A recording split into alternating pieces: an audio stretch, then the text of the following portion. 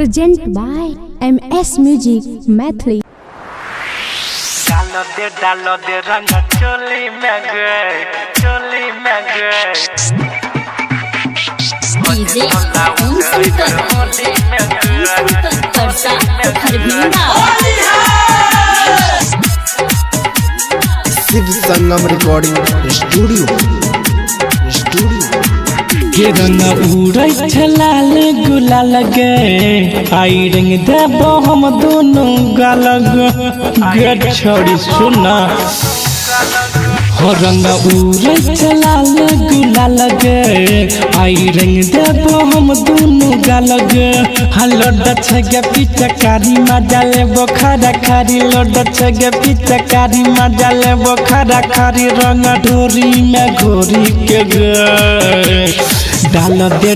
दे रंग चोली में गए भजे तो लाउड बर होली में गए और डालो दे रंग चोली में गए भजे तो लाउड बर होली में गए। DJ Mukesh Sharma Durga Sthan परखरा। Shiv Sangam recording studio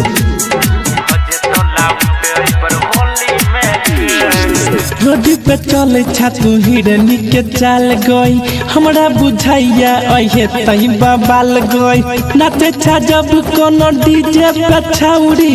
देखै में लागै छा बहुत झक्कस गई। हाँ रोड पे चले छा हिरनी के चाल गई हमरा बुझाइया अहे तई बाबाल गई नाचे छा जब कोनो डीजे पे छाउरी देखै में लागै छा बहुत झक्कस गई।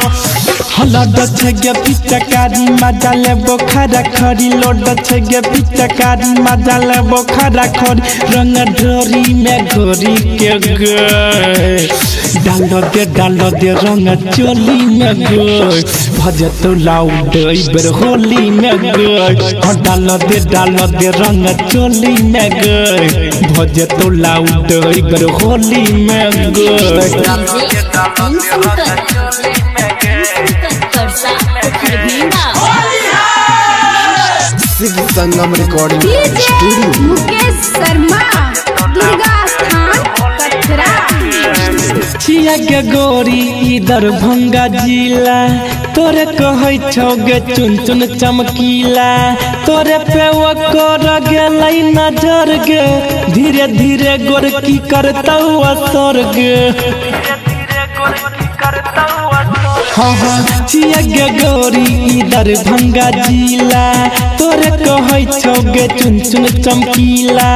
तोरे पे वो कर गेलै नजर गे धीरे धीरे गोर की करतौ असर गे।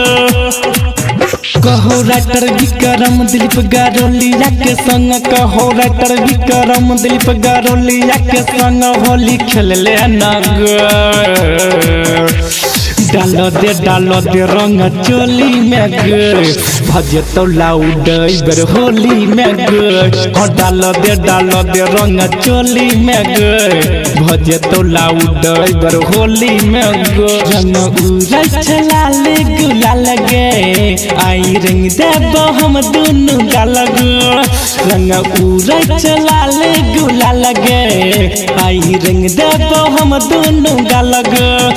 लड छगे पिचकारी मजा लेबो खरा खारी रंग डोरी में घोरी के गे डालो दे रंग चोली में गे भजे तो लाउड बर होली में गे हो डालो दे रंग चोली में गे।